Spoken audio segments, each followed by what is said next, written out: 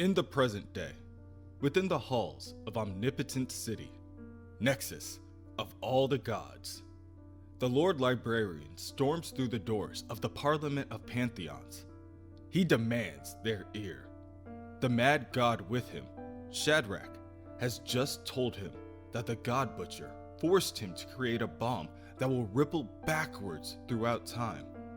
Through every second, Gor's black weapon will kill them all. Every last god, at all times. At that moment, both Shadrach and the Lord Librarian double back in pain and fall to the floor as blackened goo begins to seep from their eyes, nose, and mouths. Even being the creator, Shadrach never expected it to hurt so much. In the far future, the bomb detonates. Outside, on the battlefield, all the gods battling for their lives fly back from the force of the blast. The unbearable heat burns away even rubble as it melts the weakest of the deities. The rest begin to writhe in pain. Within the core of the god bomb, Gor continues to cackle as the blackened shadow seeps from the ball of heat. The Allfather continues to choke the Butcher, attempting to drown him in the pool of god blood. It matters not. As the blackened shadow seeps out of Thor's eyes, Gor tells him he and the rest of the fools are dying. The Allfather is dying, every second of his life, all at once. Him and trillions more like him. And Gor hopes it hurts. Inside the heart of the God Bomb, time becomes tar.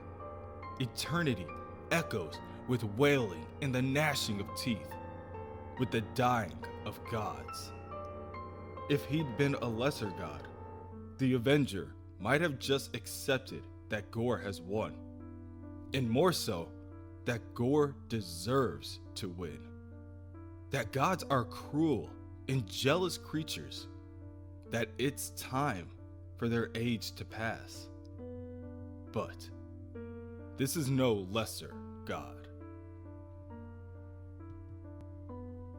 This is the god of roaring thunder and raging storms. And even if he will be the last god left alive in all the universe, he still will be God enough. The Avenger slams the twin hammers Mjolnir together and begins to absorb the entirety of the blast and the blackness from the bomb into himself. All through time, gods are dying.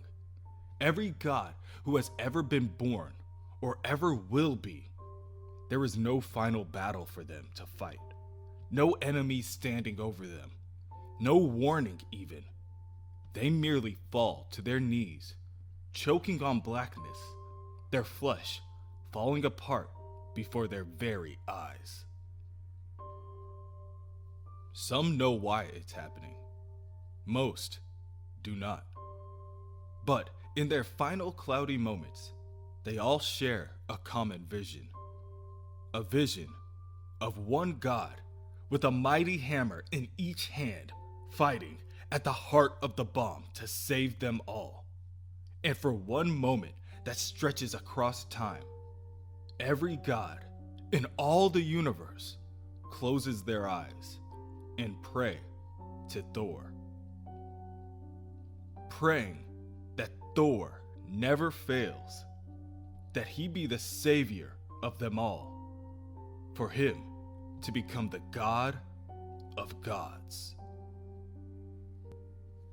Outside the bomb, the leftover gods stare in wonder as they watch the explosion get absorbed inward.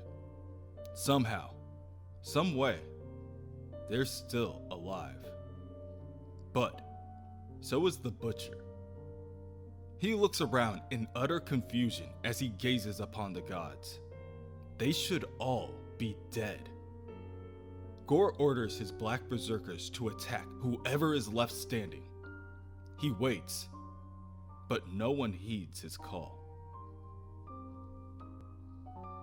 Gore looks, but both his berserkers and his weapon are nowhere to be found. Just a dark presence in the distance. Thor, the Avenger, still holds the twin hammers.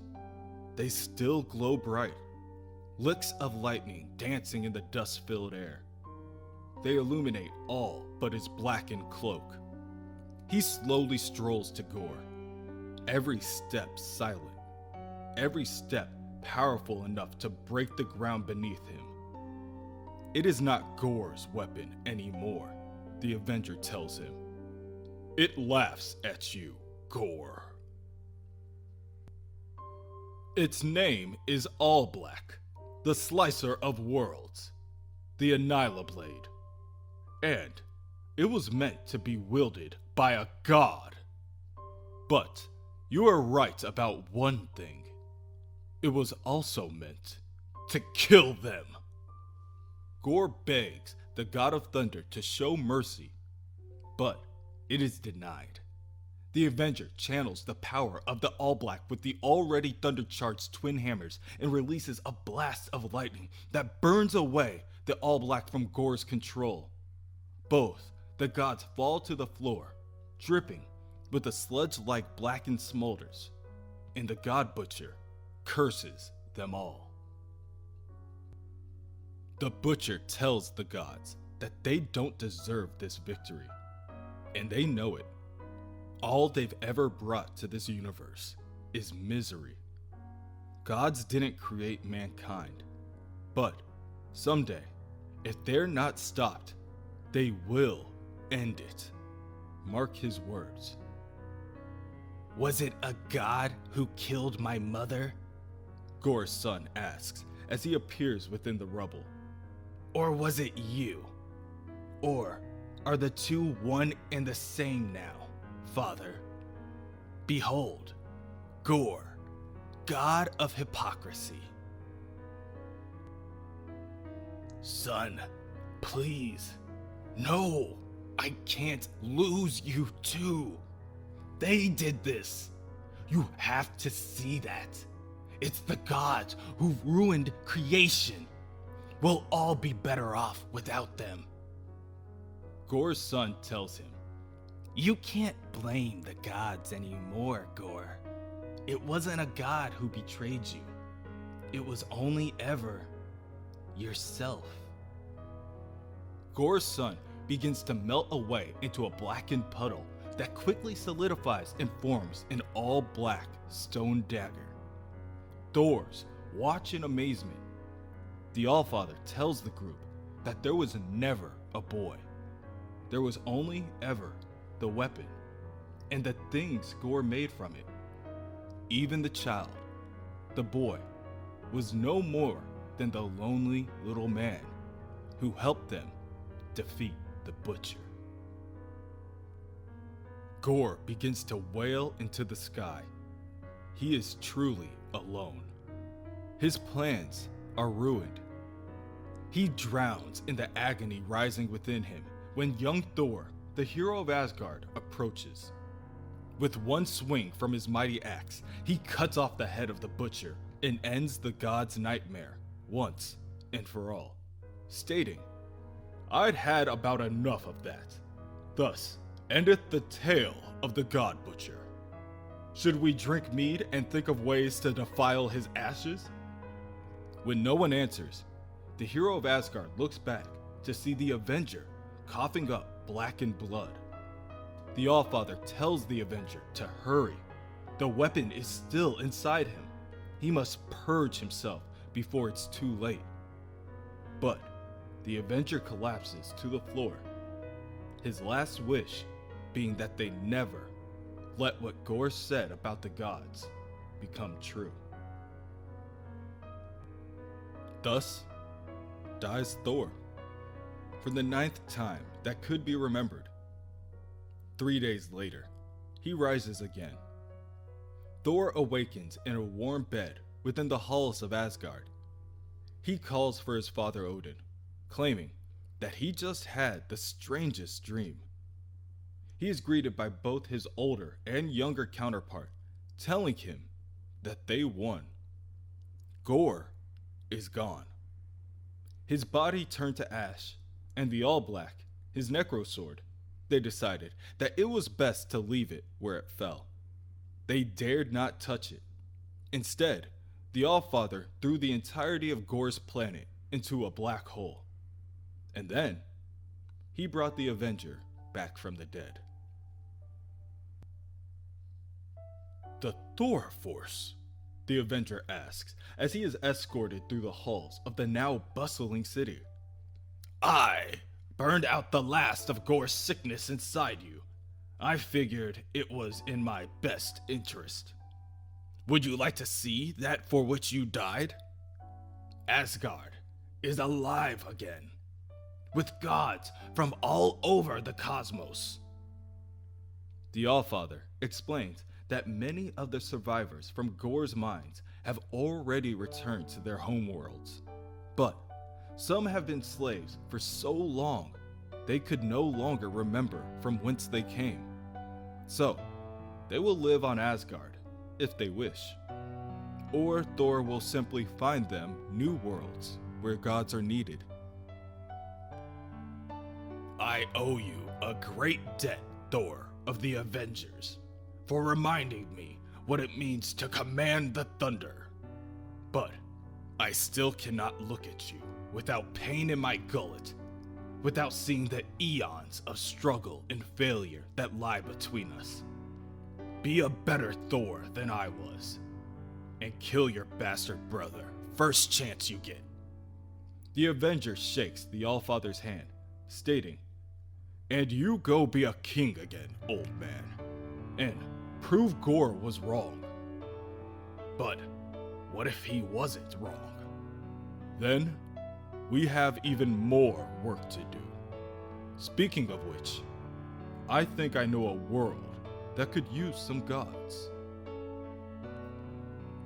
And so, old King Thor, with his Allfather magic, sends the other Thors back to their own times. They know that given the nature of time travel involved, their memories of recent events will soon fade.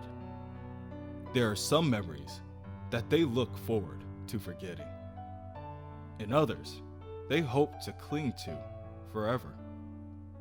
The Thors will not remember having met themselves, and chances are they will never meet in such a way again. Instead, they returned to their own separate worlds and lives, their own ambitions, their own fears, their own callings, and also their one common destiny: to be the greatest god who ever lived.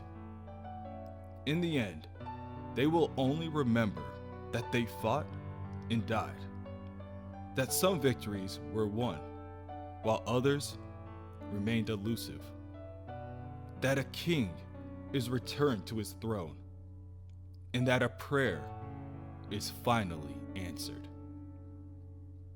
Thor the Avenger returns to the lonely little girl who believed in him enough to pray. Little girl of Indigar, I said I would return to you, and I have.